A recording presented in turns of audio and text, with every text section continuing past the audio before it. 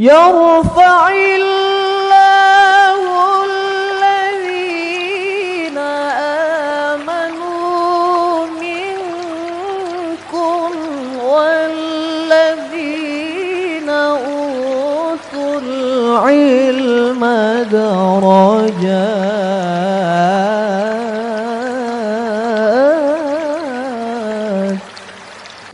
Assalamualaikum warahmatullahi wabarakatuh.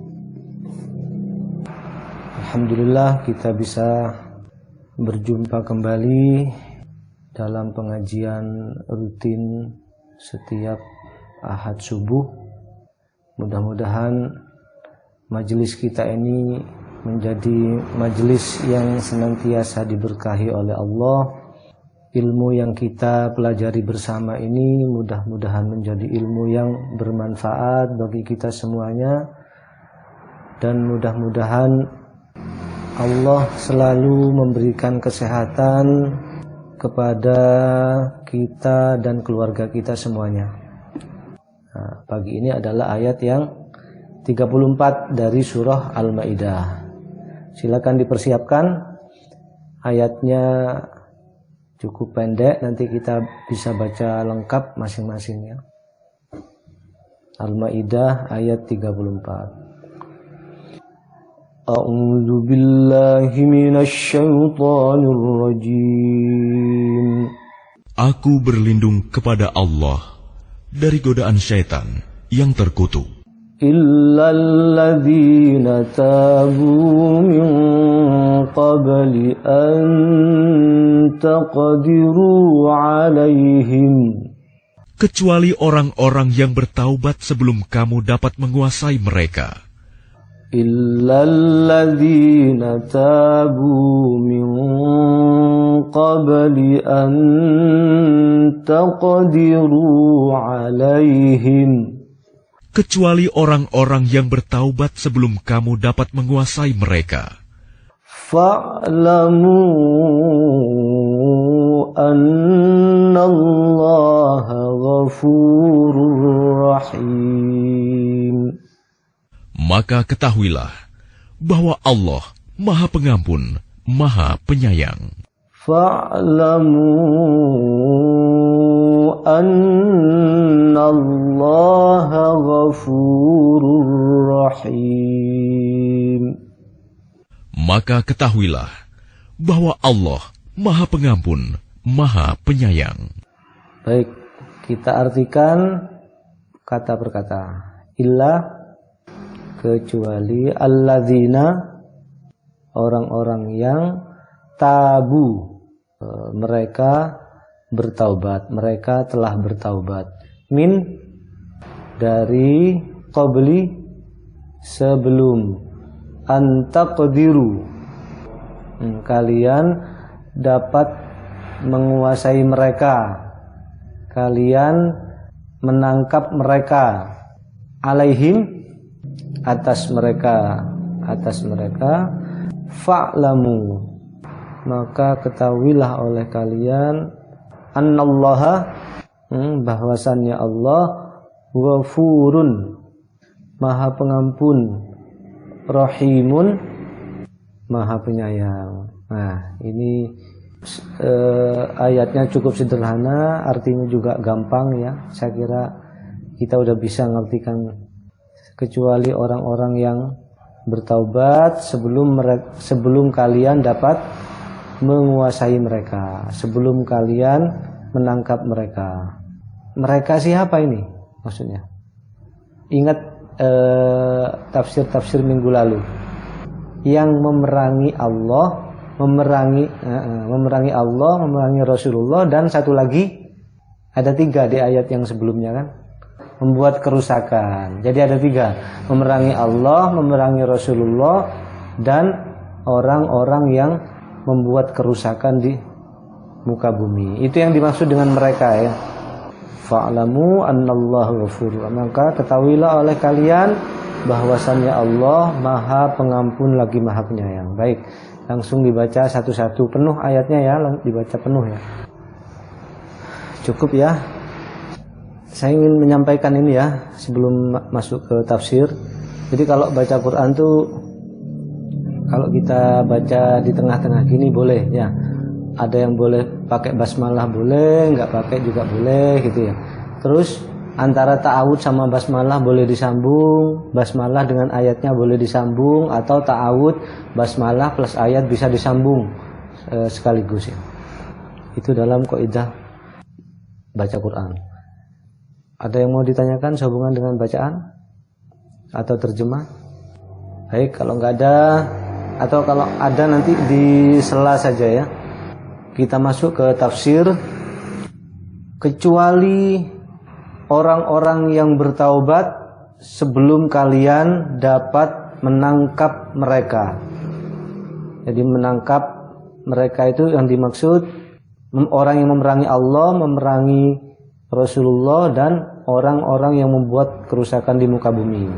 Seperti pencuri, pembegal, perampok, dan lain-lainnya udah kita bahas minggu-minggu sebelumnya ya. Maksudnya adalah Allah memberi perkecualian terhadap orang-orang yang bertaubat sebelum ditangkap, yaitu gugurnya hak Allah atas mereka. Orang yang bertaubat sebelum ditangkap, maka hak Allah atas mereka itu menjadi gugur, yaitu gak boleh. Kalau orang sebelum ditangkap mereka sudah gak mencuri lagi, sudah tobat lah sebelum ditangkap, maka gak boleh dipotong tangan, gak boleh dipotong kaki, dan hukuman-hukuman yang kita terangkan pada minggu yang lalu.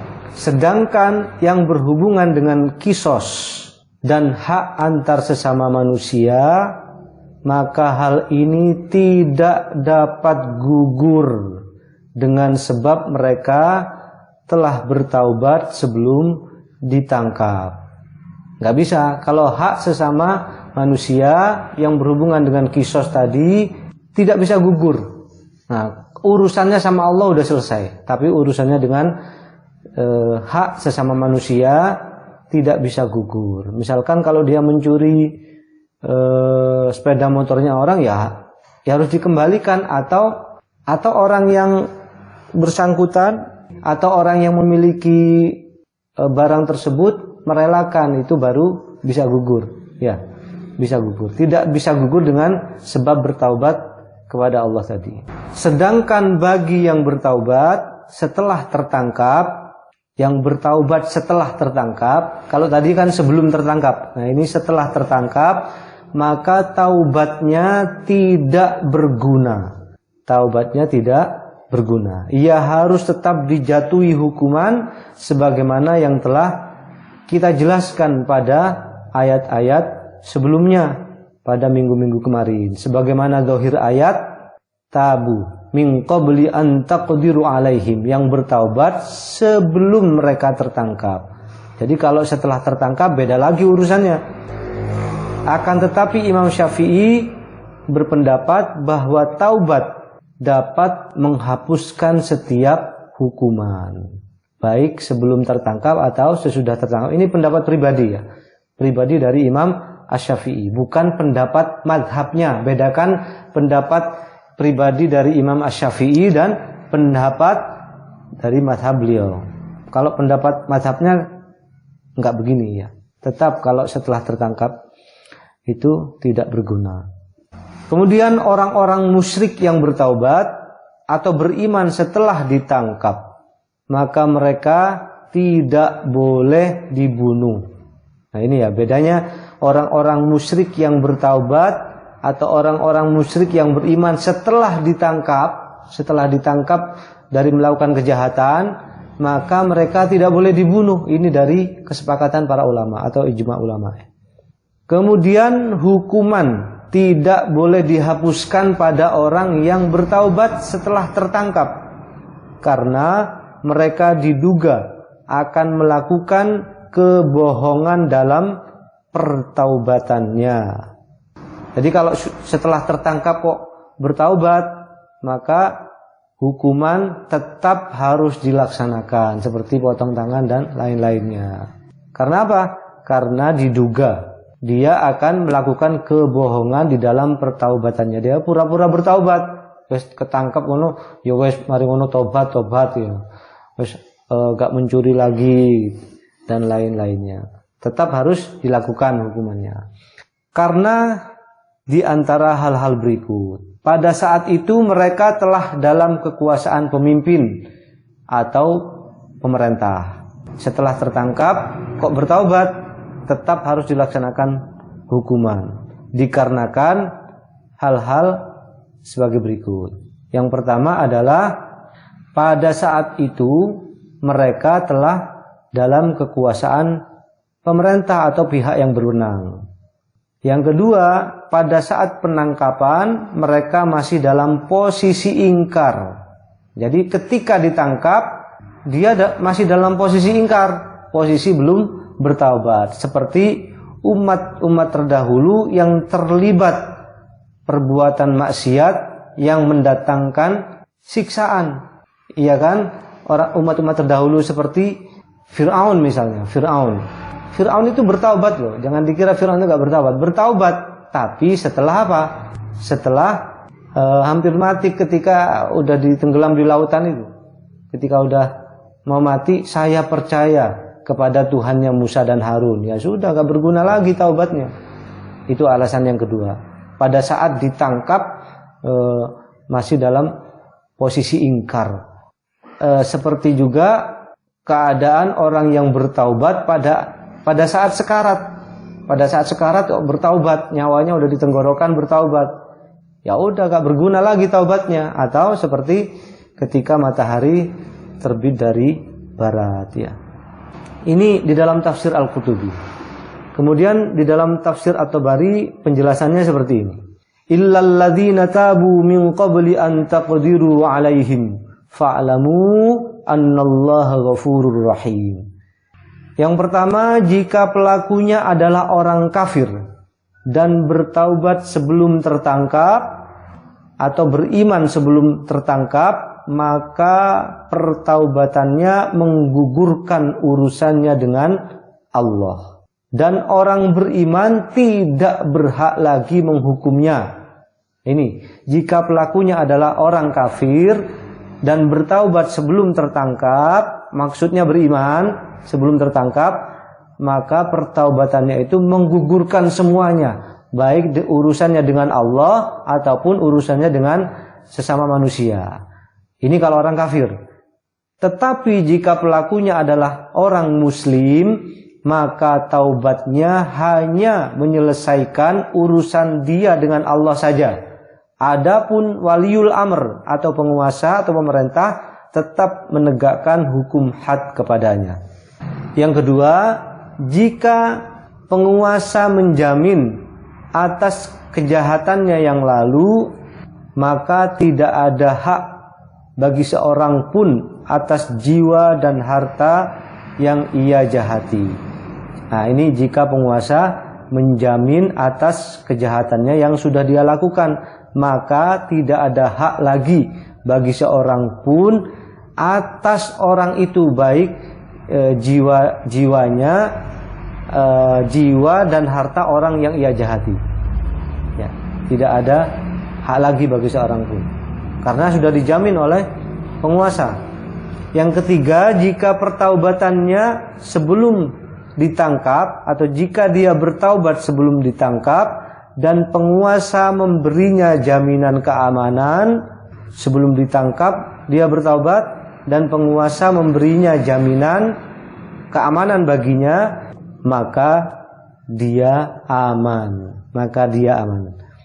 Jika ia menyerahkan diri dan meninggalkan perbuatannya, maka penguasa tetap menegakkan hukum had kepadanya.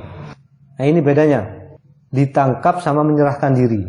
Ini sama-sama bertaubat ya. Sama-sama bertaubat sebelum ditangkap.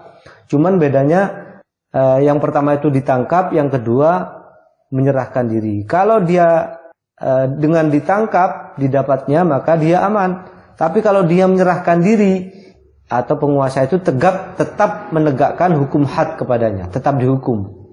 Jadi tetap dihukum seperti yang kita jelaskan pada minggu-minggu yang lalu. Maka ketahuilah wahai orang-orang yang beriman, Allah bukanlah penangkap bagi orang-orang yang bertaubat, akan tetapi Dia memaafkannya. Fa'lamu annallaha ghafurur rahim. Kalau sudah bertaubat ya sudah, kata Allah. Lalu menutupnya dan tidak akan membukanya kembali kejelekan perbuatan mereka yang lalu, baik di dunia maupun di akhirat.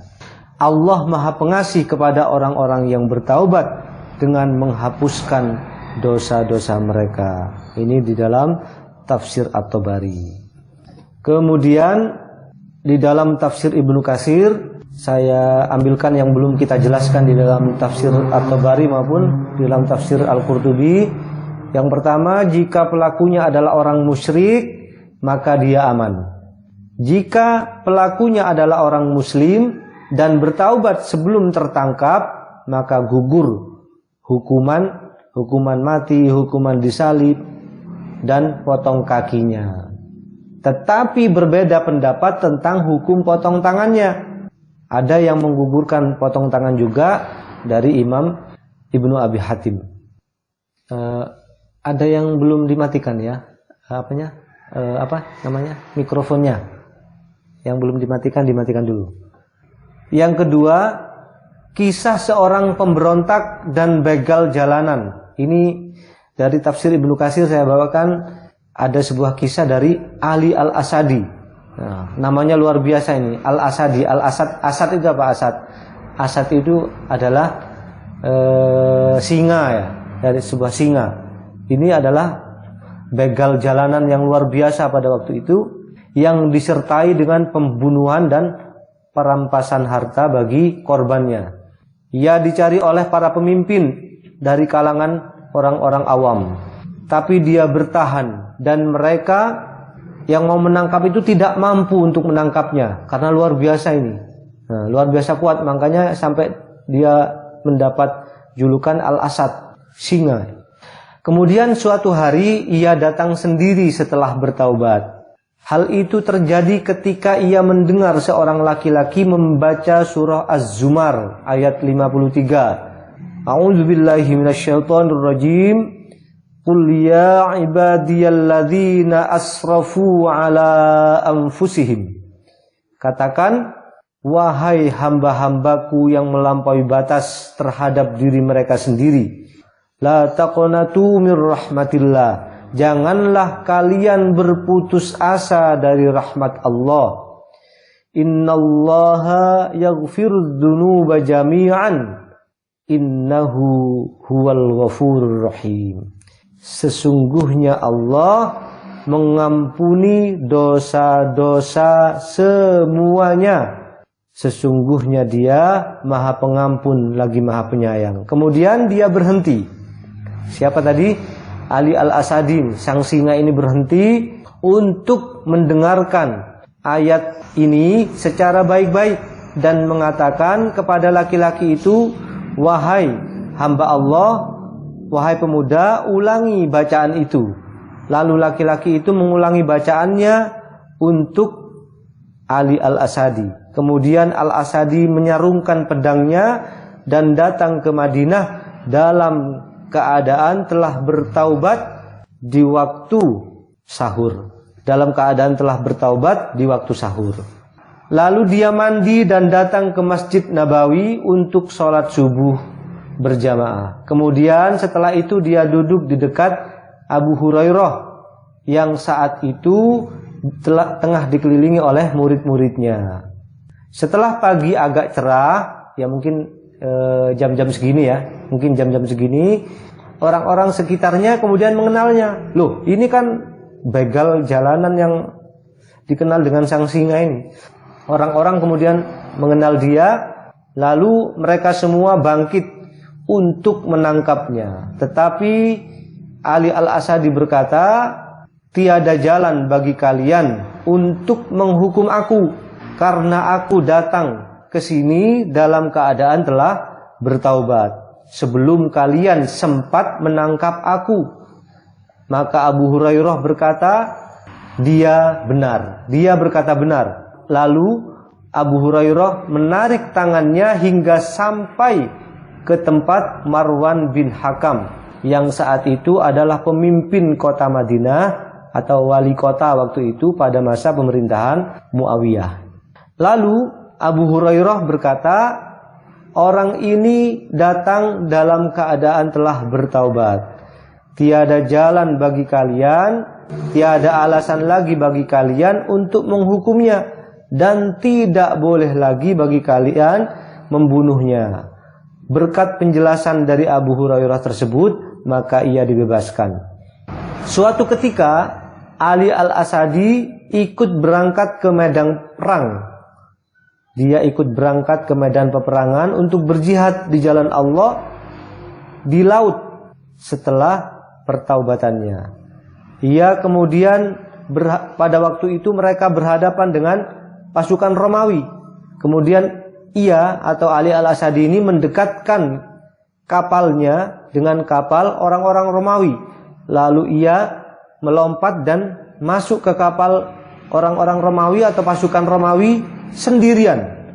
Ia mengamuk dan mengobrak-abrik kapal pasukan Romawi hingga mereka, pasukan Romawi ini menghindar darinya ke sudut kapal yang lain. Podo wedi kabeh, ya kan? Karena dia ini luar biasa ini. Luar biasa ganasnya, namanya aja sampai gelarnya digelari singa. Sampai akhirnya pasukan Romawi itu menghindar dan berkumpul di sudut kapal yang lain. Gak ono sing wani. Nah, akibatnya kapal Romawi ini menjadi oleng, miring, dan akhirnya tenggelam. Kemudian pasukan Romawi ini semuanya mati bersama dengan syahidnya Ali Al-Asadi. Luar biasa ya. Luar biasa kisah Ali Al-Asadi. Seorang begal jalanan yang bertaubat dan kemudian memang bertaubat beneran, tidak pura-pura bertaubat ya. Nah, beda dengan kita tobat tapi besok diulang lagi, tobat besok diulang lagi. Nah, mudah-mudahan kalau kita nggak termasuk ya, nggak termasuk taubat sambal ini. Nah, itu dalam tafsir Ibnu Katsir. Sudah, itu aja tafsirnya. Selanjutnya adalah pelajaran apa yang bisa kita ambil dari ayat ini. Baik, kita masuk ke ibrah yang pertama. Hanya ada 2 ibrah yang saya catat di sini. Yang pertama adalah bahwasannya Allah membedakan hukuman bagi orang-orang yang bertaubat sebelum tertangkap, sesudah tertangkap, bagi orang muslim dan bagi orang kafir. Beda hukumannya.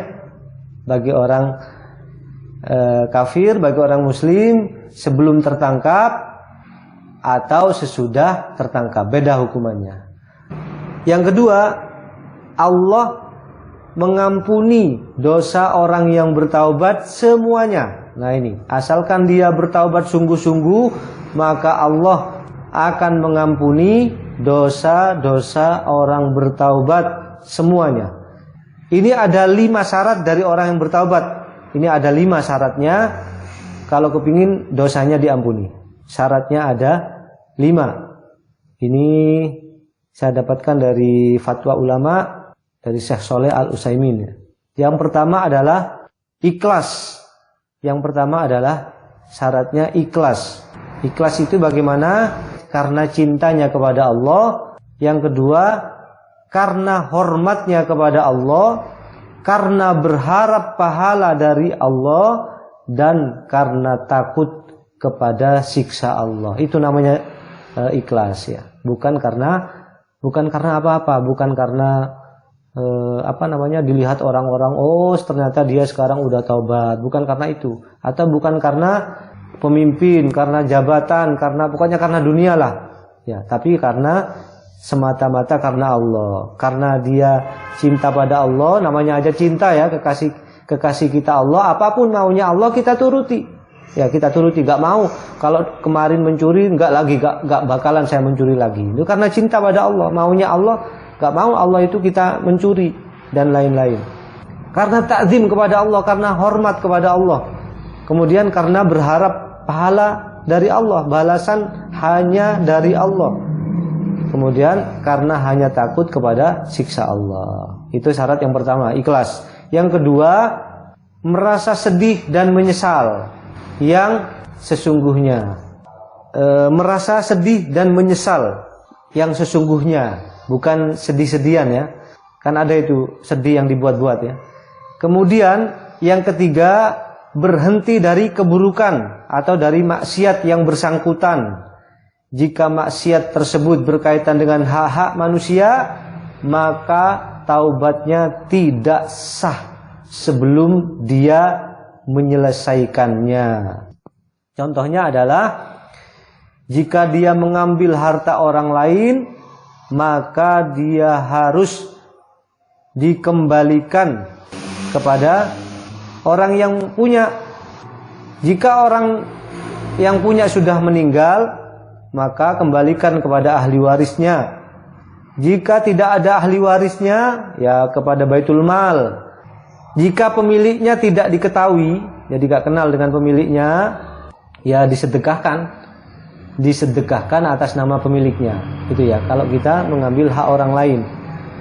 Itu kalau yang kelihatan ya. Kalau maksiatnya kelihatan. Kalau maksiatnya nggak kelihatan, bagaimana? Misalnya apa? Misalnya ghibah. Maka dia harus minta maaf kepada yang dia gibahi. Harus minta maaf kepada yang bersangkutan. Jika yang bersangkutan tahu atau khawatir akan tahu, maka dia harus minta maaf. Jika yang bersangkutan itu tahu atau khawatir akan tahu pada suatu saat. Jika tidak, maka cukup dengan memohonkan ampunan untuk yang bersangkutan. Ini ya, yang kedua. Yang pertama, kalau tahu atau khawatir akan tahu, maka dia harus minta maaf kepada yang kita gibahi. Kalau enggak, maka cukup dengan memohonkan ampun. Memohonkan ampun yang kita gibahi kepada Allah dan memperbaiki namanya di tempat-tempat majelis di mana kita telah menggunjing orang yang bersangkutan. Luar biasa ini gibah ini. Cara taubatnya ya. Taubatnya gibah ini luar biasa. Kalau kita pernah menggibahi di pojok perumahan gitu, ya sudah kita perbaiki namanya dia di pos itu. Gitu loh. Ini cara taubatnya gibah. Terus siapa yang bisa ini? Kalau kita pernah menggibahinya di mana? Dia itu orangnya begini, orangnya nggak pernah sholat. Ya kita perbaiki namanya di situ, di tempat kita dulu ngerasani itu loh, di tempat yang sama. Nah, kita perbaiki. Oh ternyata si dia itu saya salah ngomong, rupanya dia itu rajin ternyata sholatnya dan lain-lainnya. Nah, makanya jangan menggibah ya, luar biasa ini cara taubatnya. Yang keempat, itu yang ketiga ya, berhenti dari keburukan atau maksiat yang bersangkutan. Ya, berhenti. Jika maksiat yang bersangkutan berhubungan dengan hak manusia, maka harus diselesaikan. Kalau nggak diselesaikan, maka taubatnya tidak sah. Tidak sah taubatnya, batal taubatnya. Itu yang ketiga. Yang keempat, berazam atau bertekad kuat tidak mengulangi perbuatannya lagi. Ya, tidak akan mengulangi. Tidak cukup dengan berhenti, tapi berazam tidak akan mengulangi di masa depan. Bertekad kuat. Yang kelima, tidak dilakukan pada masa habis untuk taubat. Ya, seperti tadi yang sudah kita baca. Seperti apa misalnya? Seperti ketika matahari terbit dari barat, atau ketika nyawa sudah di tenggorokan. Allah berfirman di surah An-Nuh ayat 10, "Istaghfiru rabbakum innahu kana ghaffara." Minta ampunlah kepada Tuhan kalian, sesungguhnya Dia adalah Zat yang Maha Pengampun. Allah juga berfirman, sudah kita baca tadi di surah Az-Zumar ayat 53, "Qul ya ibadiyalladzina asyrafu ala anfusihim." Katakanlah wahai hamba-hambaku yang melampaui batas terhadap diri mereka sendiri, la taqnatu mir rahmatillah. Janganlah kalian berputus asa dari rahmat Allah. Innallaha yaghfirudz dzunuba jami'an innahu huwal ghafurur rahim. Allah mengampuni dosa-dosa kalian semuanya, sesungguhnya Dia Maha Pengampun lagi Maha Penyayang. Rasulullah bersabda di dalam hadis riwayat At-Tirmidzi, hadis ini sahih dari Anas bin Malik Anas bin Malik radhiyallahu anhu qala sami'tu Rasulullah sallallahu alaihi wasallam yaqul qala Allah tabaraka wa taala. Nah, kalau ada hadis yang berbunyi begini berarti ini namanya hadis qudsi. Ya, qala Allah tabaraka wa taala, Allah berfirman, ya bana Adam, innaka ma da'autani wa rajautani, wahai anak Adam, sesungguhnya selama engkau berdoa dan berharap hanya kepadaku, ghafartu laka ala ma kana fika wala ubali, niscaya aku mengampuni dosa-dosa yang telah engkau lakukan dan aku tidak peduli. Ya bana Adam, lau balagat dzunubuka ananas sama summa astaghfartani, wahai anak Adam, andaikan dosa-dosamu setinggi langit, lalu engkau minta ampun kepadaku, ghafartu laka wala ubali, aku senantiasa mengampunimu dan aku tidak peduli. Ya bana Adam, innaka lau ataitani biqurabil ardi khataya, wahai anak Adam, jika engkau datang kepadaku dengan membawa dosa-dosa yang hampir memenuhi bumi, summa laqitani la tusyriku bi syai'an, kemudian engkau bertemu denganku dan tidak menyekutukan aku dengan apapun, la ataituka biqurabiha maghfirah, niscaya aku datang kepadamu dengan memberikan ampunan sepenuh bumi. Luar biasa ya. Ini meskipun kita banyak dosanya, asalkan kita mau bertaubat, mau datang kepada Allah, maka Allah pasti mengampuni dosa-dosa kita. Asalkan apa? Kita sungguh-sungguh bertaubatnya. Ya, kita penuhi syarat-syarat taubatnya yang 5 tadi, yaitu ikhlas, benar-benar sedih dan menyesal telah melakukan kemaksiatan seperti itu. Yang ketiga, berhenti dari keburukan yang kita lakukan. Jika berupa barang yang nyata, maka kita kembalikan. Jika barangnya tidak nyata, seperti ghibah dan yang lain-lain, ghibah, fitnah, apapun itu, maka kita harus minta maaf kepada yang bersangkutan. Yang keempat, bertekad kuat atau berazam tidak akan mengulangi lagi di masa depan. Dan yang terakhir, tidak dilakukan pada masa habis untuk bertaubat. Kita semua ini tidak terlepas dari kesalahan ya. Kita semuanya ini penuh dengan dosa dan maksiat. Tapi Allah dengan rahmatnya, dengan ampunannya yang luas, dengan rahmatnya yang luas, asalkan kita mau datang kepadanya dengan sungguh-sungguh, maka Allah pasti akan mengampuni dosa-dosa kita.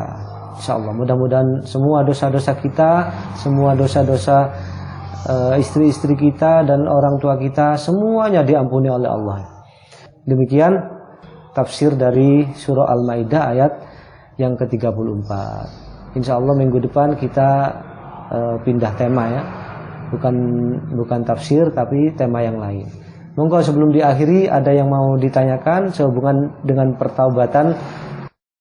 Mudah-mudahan ilmu yang kita pelajari bersama ini menjadi ilmu yang bermanfaat bagi kita semuanya. Kita akhiri dengan kafaratul majlis. Subhanakallahumma wa bihamdika asyhadu an la ilaha illa anta astaghfiruka wa atubu ilaik. Kurang lebihnya mohon maaf. Billahi taufiq wal hidayah. Wassalamualaikum warahmatullahi wabarakatuh. Walhamdulillahi rabbil alamin.